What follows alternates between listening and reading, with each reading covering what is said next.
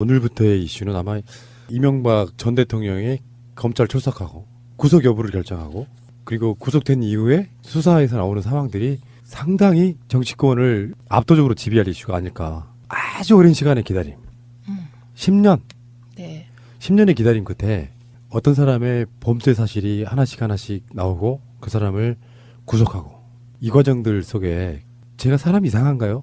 막 시원하다 좋다 이런 느낌이 앞서는 게 아니고 인생의 허무함? 어머, MB가 잡혀 들어갈 수도 있는데 왜 푸나님이 문재인 대통령과의 평행 이론 속에 사는 분이 인생의 허무함?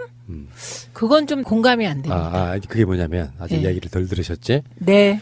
문재인 대통령도 이명박이 잡혀 들어가면 기분 좋아하실 것 같지는 않아요. 그들도 좀 깨달았으면 좋겠다는 거지. 진심으로 뭔가 잘못됐다고 깨달아야 되는데 그게 통쾌하다 이런 것보다는 인간의 어리석음에 대한 모자란 그들에 대한 그 연민 이런 느낌이 드는 거예요. 그러니까 차원이 다른 얘기였어요.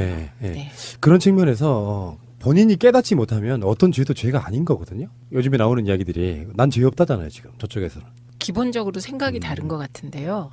권력을 잡으면 조금 뭐 좀 해먹고 특수활동비 좀 쓰고 이게 뭐가 문제냐. 이런 그 우리와는 전혀 다른 그 공감대를 갖고 있는 게 아닌가 저쪽 분들이 그런 생각이 들어요. 근데 진짜 문제의 핵심은 그런 어떤 마인드를 그게 불법이든 아니든 간에 내 편과 네 편에 똑같이 적용하면 되는데 문제는 자기 편일 때만 그런 논리를 쓴다는 거죠. 정반대인 경우 상대편이 그런 식으로 뭘 받아먹고 했다면 어마어마하게 더 공격했을 사람들이 자기 문제일 때는 우리는 죄 없어 이것이 더 큰 문제인 거예요. 기본적으로 구새누리 세력, 새누리당에 계신 분들은 우리를 인정을 안 하세요. 그 세상에는 상하의 위계 질서가 있고 수평적 멤버십이 있잖아요. 우리를 수평적 멤버십으로 잘 안 받아들이고요. 특히 민주화 운동을 했다거나 시민사회 운동을 하다가 혹은 노조 활동을 하다가 국회에 들어가잖아요. 그러면 속으로 국회의원으로 인정 안 한다는 느낌을 많이 받았어요. 그리고 노골적으로 제 앞에서 저 이런 얘기 되게 많이 들었어요. 저에 대한 디스를 어떤 방식으로 하냐면 학생운동하고 그리고 소위 그 탄도리가 있었잖아요. 탄도리들을 무시하는 얘기는 노골적으로 하고요. 그다음에 학생운동을 하고 시민운동을 하다 국회나 제도권에 들어온 사람들은 막무가내다.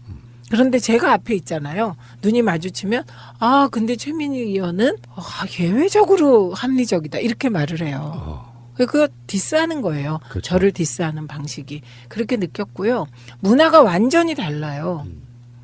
문화가 어떻게 다르냐면 차를 탈 때 수행하는 기사가 문을 열어주면 그건 이제 구새누리당이고요. 그다음에 우리 쪽은 문 열어주는 경우는 나이 많은 한 중진 이상의 의원님들이세요. 그러니까 문화 자체가 완전히 다르고요. 그리고 우리 쪽은 보좌관들하고 같이 토론도 하고 뭐도 하고 뭐 싸우기도 하고 보좌관들이 말도 잘 안 듣고 이런 거거든요. 근데 거기는 말 안 듣는다는 개념이 없어요. 시키면 하니까. 네, 그냥 시키면 하는 거고 뭐 그런 그리고 일사불란은 되죠. 뼈로부터 기득권. 그 새롭게 뭔가 다른 세력이 우리의 지위를 위협하면 수단과 방법을 가리지 않고 쳐내면서 네. 자기들의 어떤 비리나 이런 거는 너무 관대해. 그리고 상대방이 니들은 진보라며 니들은 부패하면 안 돼. 우리는 부패가 관행이야. 뭐 이런 마인드. 네, 그런 거죠. 재래식 화장실에서 똥이 나오면 아무도 놀라질 않는 거. 그렇지. 그런데 밥솥에서 똥 나오면 그건 난리 나는 거. 뭐 이런 게 아닐까 싶어요. 적절한 비유세요. 근데 밥솥에 똥이 왜 나올까? 식사하시는 분들 죄송해요. 네, 죄송해요. 밥솥에 밥이 있는 줄 알았는데 혹시 뭐 돌이 나왔다든지 이러면 엄청 큰일이잖아요. 네, 그런 생각이 좀 들었습니다. 식사하면서 방송 들으려고 우리 방송 킨 분들 입장에서는 좀 갑자기 확 죄송해요 여러분. 죄송합니다. 그런데 보통은 똥을 발음할 때 똥 이러잖아요. 근데 저는 똥 이렇게 하기 때문에 좀 낫지 않아요? 갑자기 웬 똥들이. 자, 이명박 씨는 방송 나가는 오늘입니다.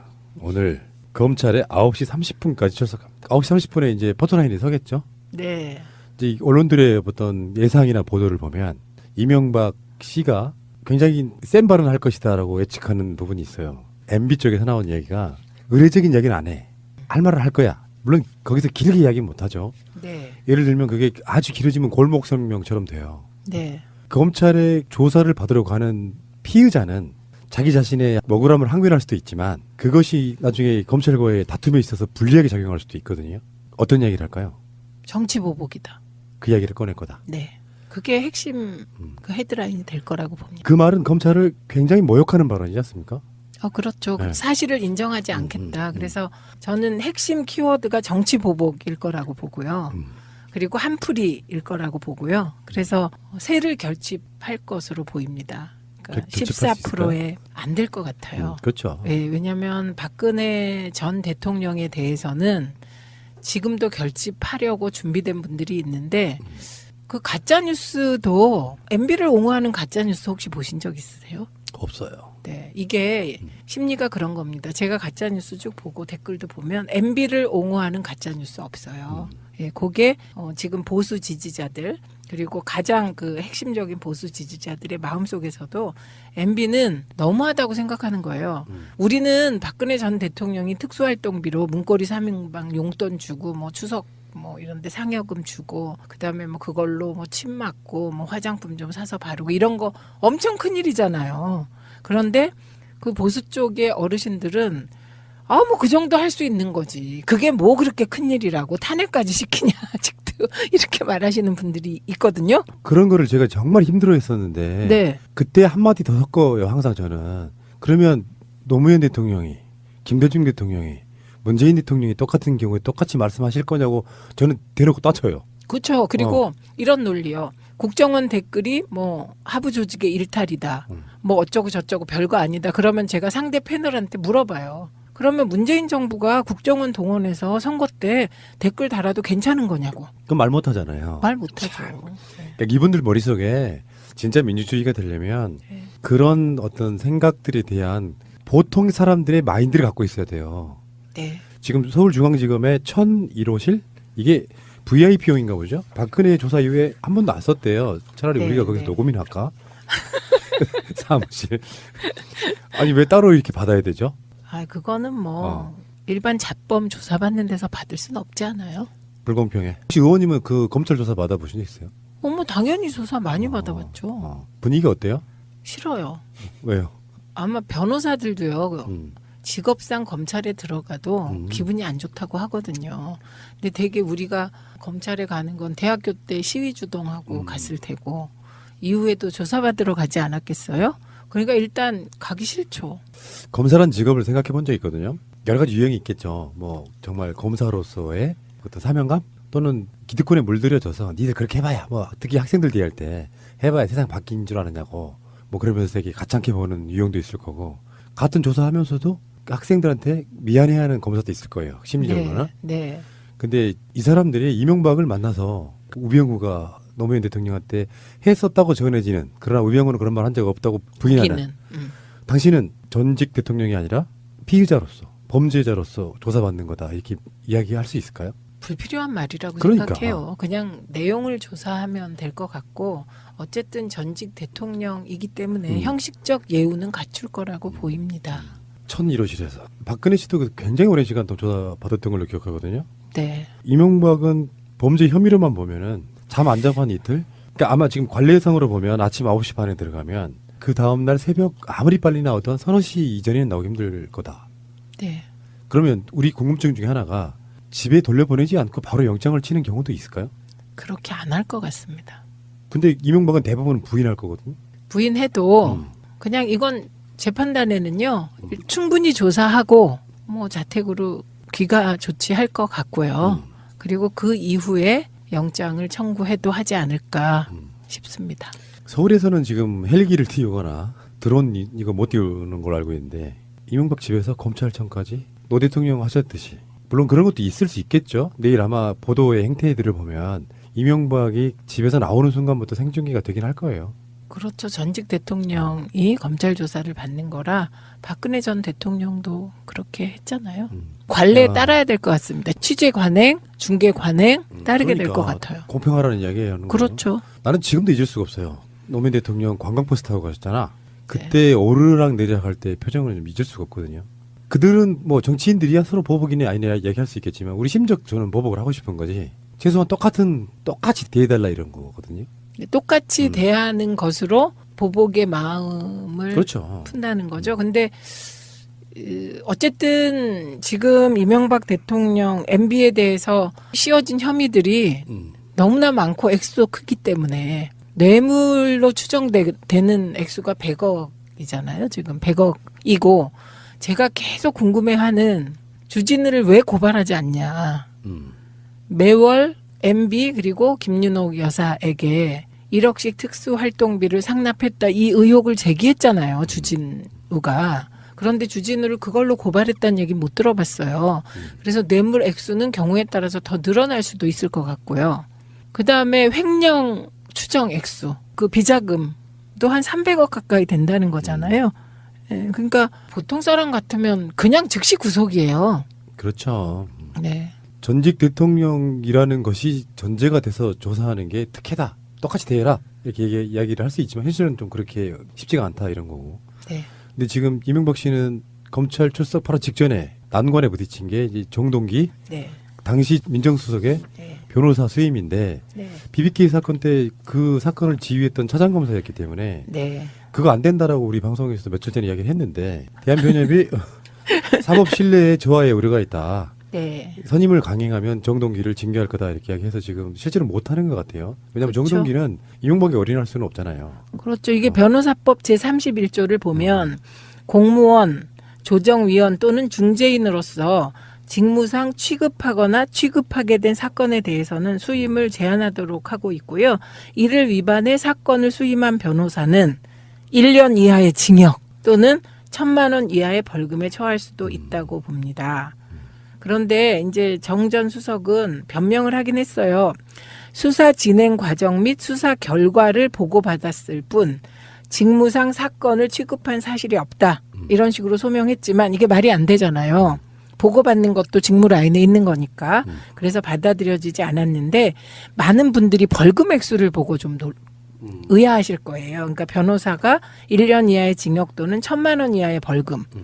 이 1,000만 원 이하의 벌금을 정했던 시대에는 1,000만 원이 큰 돈이라 이랬을 거예요. 그래서 이런 벌금 액수들은 좀 상향 조정돼야 하지 않을까 싶습니다. 1년 이하의 징역 또는 10억 이하의 벌금에 처할 뭐 그런 식으로 돼야죠. 발상 자체가 굉장히 부도덕한 거라고 보거든요. 네. 그때는 수사를 했고 그래서 덮어줬던 사건을 이제 와서 변호사로 나선다는 거는 발상 자체가 이 사건의 얼개를 가장 잘 알고 있을 사람이기 때문에 오히려 선임하는 거 아니에요? 당연하죠. 예, 덮어 주었다면 변호할 수 있는 논리라든지 그다음에 피할 구멍 같도 다 알고 있을 거라고 보는데 이번 과정에서 보면 대한변협이 최소한의 양심은 살아있다. 그러니까요. 예, 이런 생각을 하게 되었습니다. 근데 그러면 정동기를 변호사로 수임하지 못하는 이유로 혹시나 이 방송 이후에 이명박의 출석이 미뤄질 가능성은 없을까요? 그거 없을 것 같은데요. 다른 변호사가 있던데요. 이명박의 범죄 이야기가 또 최근에 하나 더 나왔는데 경찰도 댓글 공작을 했다. 네. 여기에 보수단체 7만 명의 동원 계획을 세웠다. 네. 정말 어마어마하죠. 군대, 국정원, 각종 공무원들. 이거는 뭐 이명박이 지금 검찰에 조사받으러 가는 내용도 아니에요. 사실 알고 보면. 네, 이게 뒤늦게 나왔고요. 이게 2011년에 당시 사이버 수사대장이 이런 대응 방안을 세워서 조현옥 청장에게 보고했다는 거 아닙니까? 진짜 할 말을 잃었다. 진짜. 진짜 그러네요. 7만 7천 명. 근데 여기서 조금 더 들여다보셔야 되는 게 이 7만 7천 명이 도대체 어느 단체일까예요. 왜냐하면 국가정보원이 2012년에 제18대 대선 직전 민간인 여론조작팀을 만들어서 동원한 숫자가 3,500명이거든요. 그것도 굉장히 많은 거예요. 3,500명이 좋아요 한 번만 누르면 3,500개의 좋아요가 그냥 올라가는 거잖아요. 그러면서 그게 마치 여론이냐. 해서 그렇죠. 사람들 마음을 흔들죠. 근데 7만 7천 명은 3,500명의 20배입니다. 20배. 아이고. 여기에 재밌는 이름이 하나 등장하는데요. 전원책 팬카페 정치 아카데미. 잘 아시잖아요. 야, 그런 분들이랑 같이 방송하는 게 얼마나 스트레스였을까. 우리 의원님. 근데 전원책 변호사가 저하고 방송할 때는 제 생각에는 그렇게 막 그 노골적으로 그러질 않으셔가지고. 제가 봤을 때는 전원책 네. 씨는 네. 유시민 작가에게 상당히 많이 길들여진 측면이 있어요. 그런 것 같아요. 방송하면서. 예, 예. 이런 단체들이 나와가지고 나는 깜짝 놀란 게 전원책 씨의 팬카페도 있구나. 이런 게 가장 놀랬고요. 그 사람들이야 뭐 이제 그쪽 세력의 논객들로 유명한 사람들이면은 네. 우리가 박근혜 국정농단 이야기하면서 워낙에 많은 이야기들을 해서 사실은 이슈로서는 묻혀버린 경우도 꽤 있었지만 네. 이 사람들 생각하는 게 정말 후지다 이런 생각을 일단 했고요. 경찰이 세상에 이거는 경찰이 국정원보다 더 엄중한 게 저는 이렇게 봐요. 지금까지 해오지 않았던 새로운 그 어떤 신기원을 이룩한 거다 이렇게 보거든요. 그러니까 국정원은 그래도 박정희 때부터라도 네. 뭔가 그런 식으로 이렇게 정치 공작에 동원됐던 측면이 있기 때문에 또 사실 놀랍진 않아요. 불법인 건 맞는데. 근데 경찰도 이러면 이건 아니죠. 이거는 진짜. 아닐 뿐만 아니라 제가 한번 얘기했던 것 같은데 국정원에서 댓글을 통한 선거 개입을 기획한 사람은 진급했을 거다. 그러니까. 그들의 입장에서는 이게 새로운 공작 방식을 사이버 시대에 개발한 거고 영역을 확장한 걸로 인지했을 거다. 그래서 잘못임을 전혀 몰랐을 수 있다는 거예요. 이렇게 되면 조현호를 다시 또 재판대에 세워야 되는 거 아닌가요? 그리고 누가 시켰어도 물어보면. 그렇죠. 근데 이게 이 문건 내용을 보면 문건 내용이 이 공작의 단계가 나와 있거든요. 근데 그 공작의 단계 첫 번째, 왜곡 정보의 사전 대응이 필요한 단계. 이게 1단계. 2단계, 왜곡 여론이 확산된 2단계. 3단계, 왜곡 여론이 광범위하게 확산된 3단계. 그래서 이때마다 대응 방안과 주체를 명확히 했다는 겁니다. 1단계에서는 경찰청과 각 지방 경찰청 소속 보안 사이버 요원 88명을 투입한다는 거예요. 그래서 그 왜곡된 여론의 주무부처 있잖아요. 그 주무부처의 공식 입장을 전달하는 거예요. 2단계, 보안 요원 1860명을 동원하기로 되어 있습니다. 3단계, 이때 이제 인터넷 포털 사이트 보수단체 회원 77,917명을 동원해 참여를 유도한다. 이런 얘기입니다. 우리가 전혀 이해가 안 됐던 것들의 일종의 실마리가 풀리는 것 중에 그렇죠. 하나거든요. 주로 방식이 인터넷 그 상에 게시글 이런 거 쓰는 거였다고 하거든요. 그러니까 이상한 게시글이 막 올라왔었잖아요. 도저히 이거는 네티즌이 아닌 것 같은. 지금도 옵션 열기가 있으니까요. 네. 자, 조현호 청장에게도 보고했다. 그럼 사실 이게 이제 또 어떤 수사를 하게 되면 조현호도 경찰이나 검찰에 소환돼야 되는 그쵸? 그런 문제가 있겠군요. 네, 네. 이야, 그리고 이제 요거와 관련하여 또 나와야 될 게 있죠. 돈 얼마 썼냐가 나와야죠. 그러니까 네. 세상에 공짜는 없어요. 그럼요. 숨 쉬는 것도 정치고 걸어가는데도 돈이 듭니다. 네. 일상적인 평화로운 국가에서는 이런 게 하나 터지면 이것도 게이트인데 너무 많은 것들이 터지니까 어떤 경우는 이 뉴스를 보도하지도 않는 채널이 있어요. 그 정도야. 네. 너무 많이 터져서. 그러니까 도덕성이 완전히 무뎌져 가지고 놀랍지도 않은. 네. 근데 경찰은 진짜로 놀려야 될 부분이요. 민생, 치안을 그렇게 입으로 이야기했던 세력들이 네. 정치적으로 경찰이라고 하는 인력을 써먹고 여론 조작하고 사실은 그게 정치 개입이고 선거 개입이거든요. 그렇죠? 이런 세력들이에요. 그러면 동네에 계시는 그 어르신들은 좀 하면 어떠냐. 경찰이 이러실 거 아니냐고. 뿐만 아니라 이렇게 해야 된다. 좌익 세력 척결을 위해 이렇게 생각하는 분들도 계시고 네. 댓글과 관련하여서는 가장 많이 유포되고 공유하고 있는 그쪽의 논리는 댓글이 무슨 그렇게 대선에 영향을 줬겠어? 그겁니다. 대통령님 듣고 계시죠? 우리도 합시다. 정식으로 팀을 만들어서 해. 국정원의 댓글 조작팀, 경찰의 댓글 조작 TF 뭐 이렇게 해가지고 다 그렇게 하나씩 만들어가지고 해요. 일찍이 노무현 대통령께서는 언론의 허위 왜곡 보도 그리고 정부 정책을 잘못 보도한 오보에 대해서 해당 그 정책을 위반한 공무원 그 팀이 나서서 직접 대응하라 이렇게 지시를 한 바가 있습니다. 이 얼마나 떳떳하고 투명한 그러니까 숨어 사지 말고. 이 작업입니까? 공무원이 내가 A를 기획해서 정책화했는데 A를 알리지도 않고 욕하기 위해서 A를 뭐 B라고 얘기하고 욕하고 이런 일이 참여정부 때 너무너무 많았거든요. 언론이.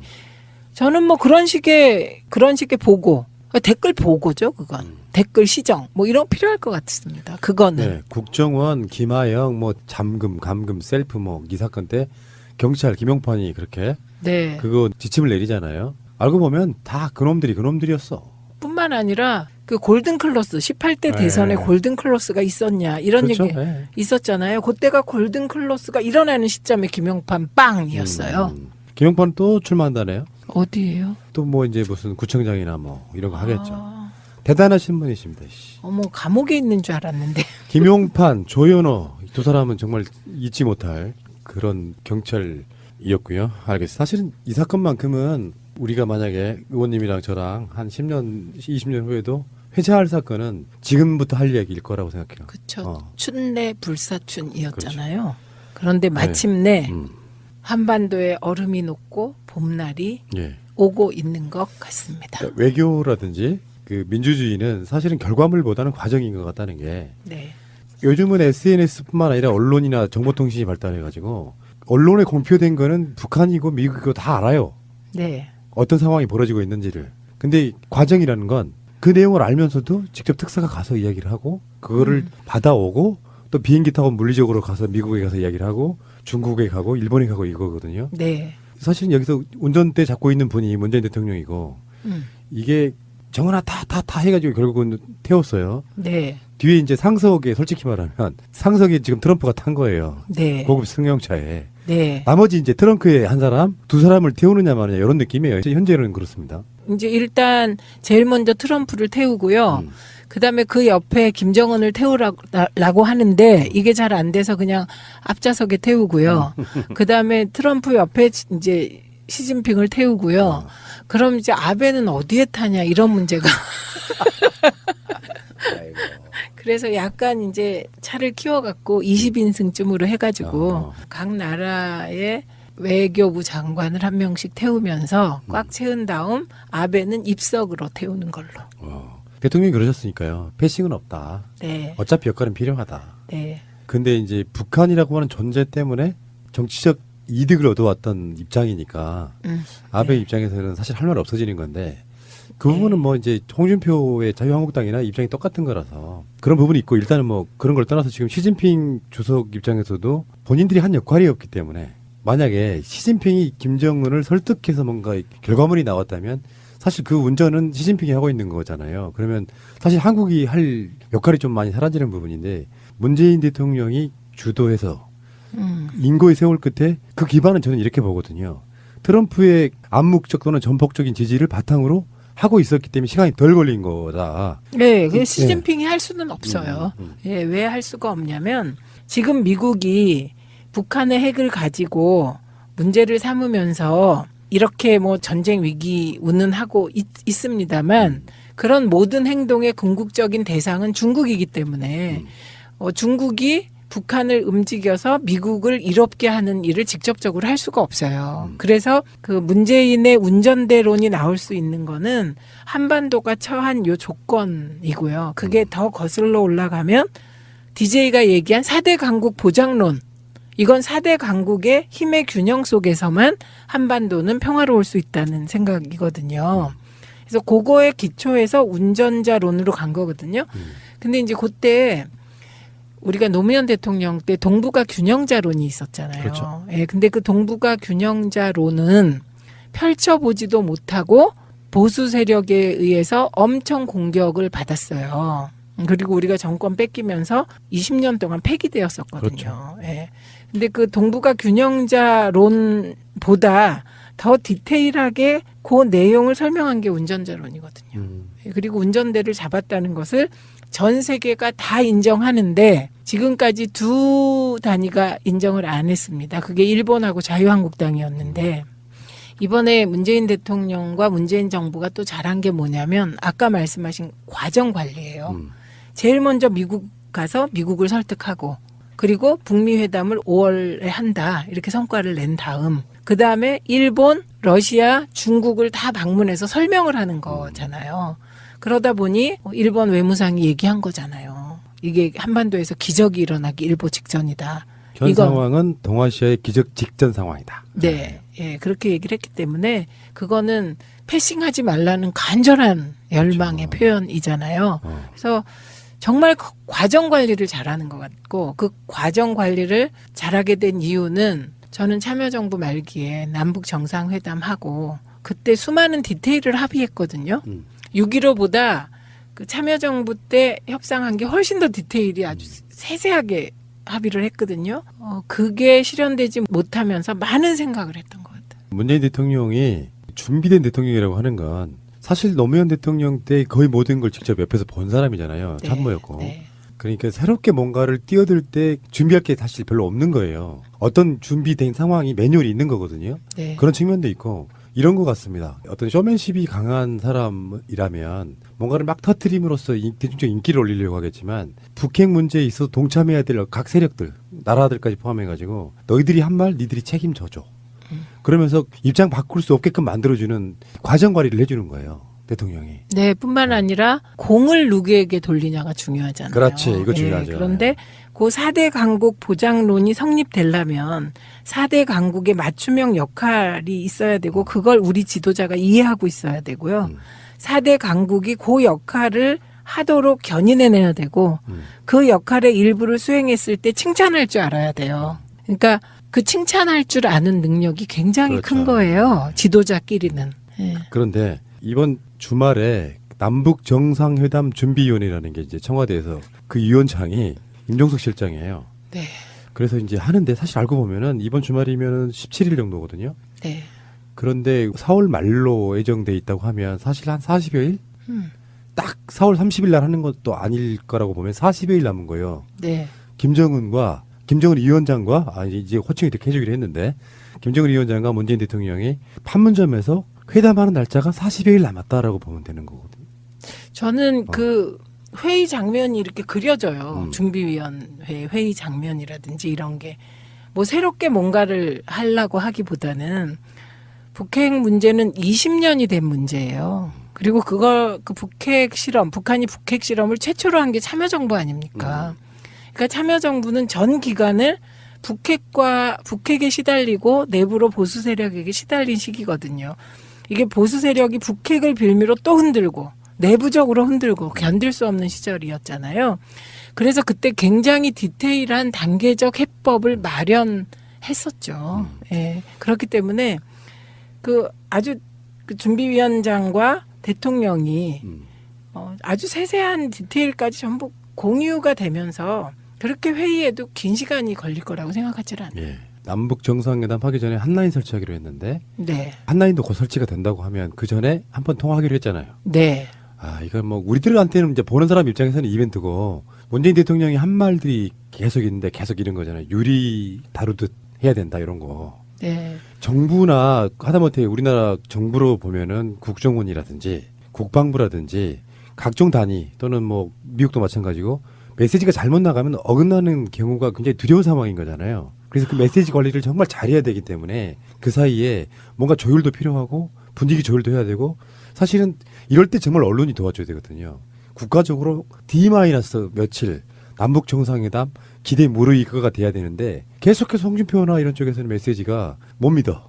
뭐 위장 전술, 네, 이런 식으로 계속 위장 분위기를 평화극 뭐 이렇게 하니까 특별히 대통령께서 당부를 하셨잖아요. 이건 이념 정파를 뛰어넘어서 협력해야 하는 사안이다 이렇게 얘기를 한 건데, 근데 뭐 자유한국당이 계속 그렇게 나오면 좀 더 일찍 국민의 버림을 받을 거라고 봅니다. 이게 최근에 여론조사 이렇게 보면요, 남북 정상회담, 북미 회담과 소위 안희정 사태로 인한 뭐 미투 이 두 개로 악재가 있고 호재가 있고 엄청난 호재를 악재가 흔들고 있는 형국이잖아요. 그런데 신기하게요, 대구 경북에서 문재인 대통령 지지율이 올랐습니다. 소폭. 역시 좋은 네. 보수의 적이군요. 네, 그러니까 그거는 안희정의 미투보다는 남북 정상회담에 더 점수를 주고 있는 거죠. 그 중에서 특히 미국과 같이 가고 있는 부분을 굉장히 높이 평가하고 있는 거다. 가장 재밌어하는 부분이 그 주말이면 이제 태극기 들고 나오시는 분들이 꼭 성조기 들고 나오는데 진짜로 저번 주말에 성조기 개수가 대폭 줄었대요. 되게 황당한 거잖아요. 알고 보면은 그 성조기가 왜 들고 나오면 굳건한 한미동맹. 더 웃기는 일도 오. 있었잖아요. 3.1절에 일장기 들고 나와서 한미일 삼각동맹을 강조하는 시위도 있었어요. 근데 이스라엘기는 또 왜 들고 나오냐고요. 이스라엘은 왜 들고 나오죠? 진짜 이해가 안 돼. 이게 이제 종교단체라든 이런 분들이 많이 들고 나오는 부분이 있는데 개신교. 근데 그것도 유대교하고 또 그게 있거든요. 말도 안 되는 거거든요. 그쵸. 예, 유대교하고 크리스트교는 다른 거예요. 그러니까요.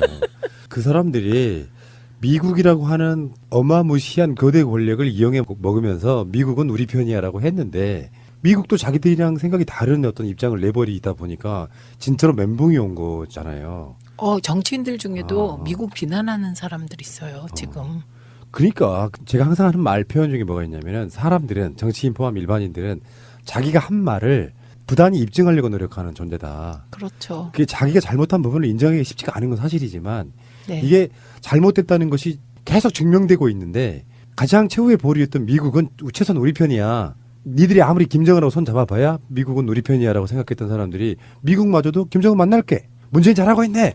이렇게 돼버리니까 어찌할지를 몰라가지고 태극기 수가 줄었다는 게 정말 코미디 수 아닙니까? 코미디. 네, 알겠습니다. 자, 짧게 하나만 더 원짜면 원희룡 지사가 제주도에서 합시다. 이 북미 정상회담 제주도에서 하자. 지금 네. 남북 정상회담은 판문점 사기로 했으니까요. 이게 어디서 나왔냐? 그 부시 대통령이 제주도에 온 적이 있어요. 예. 예, 그래서 나왔는데 난 반댈세. 근데 지금 국회에 원희룡이 뭐 일보러 올 거 아니에요. 네, 네. 자유한국당과 더불어민주당까지도 원희룡 우리 당으로 와. 뭐 이렇게 구애의 손길이 많이 뻗친다고. 어때요? 개인적으로 보시기에 원희룡 지사가 더불어민주당으로 들어오면 어떨 것 같습니까? 안 올 것 같은데요? 올 수도 있다는 뉘앙스로 또 답을 했다고. 왜 못 오냐면요. 애초에 원희룡 지사가 왜 자유한국당 쪽으로 갔냐를 보면 못 오는 게 확실하죠. 왜냐하면 당시에 이게 16대 때요. 민주당 쪽에는 김민석을 비롯한 고 연배의 기라성 같은 정치인들이 많이 있었습니다. 예, 그랬기 때문에 그 민주당에 와봤자 그 당시에는 김민석 등이 워낙 그 총학생 회장 전성시대였잖아요. 민주당이. 그때 혹은 떨어지고 혹은 국회의원에 붙어서 그걸 까먹었는데 그렇게 이제 총학생 회장들의 전성시대를 맡고 있는 민주당에 들어와 봐야 사실 그때 존재감이 별로 없는 거예요. 저는 그런 요인이 원희룡과 몇 명을 오세훈 전 시장도 마찬가지인데 우리 그 민주당을 택하지 않고 자유한국당 쪽으로 가게 만든 현실적 이유였다고 생각하거든요. 지금도 네. 마찬가지예요. 저는 정반대로 봐요. 저는 기회주의 정치인 중에 전형이라고 봐요. 젊은 걸로 포장된 남원정이 대입은 그런 케이스 아니에요. 근데 그런 관점에서 봤을 때 자유한국당에 들어가도 난망하고 바른정당으로는 난망하고 이러면 생각을 좀 전향적으로 하면 더군다나 제주도권에 뭔가 뭐 여러 가지 출마하려는 요건의 분들도 있지만 만약에 적극적 구애가 되면 한번 생각해 볼게라고 생각을 바꿀 수 있는 인물이라고 봅니다. 근데 바꿔봤자 소용없다. 물론 결론은 그렇지만. 네, 취지가. 예. 알겠습니다.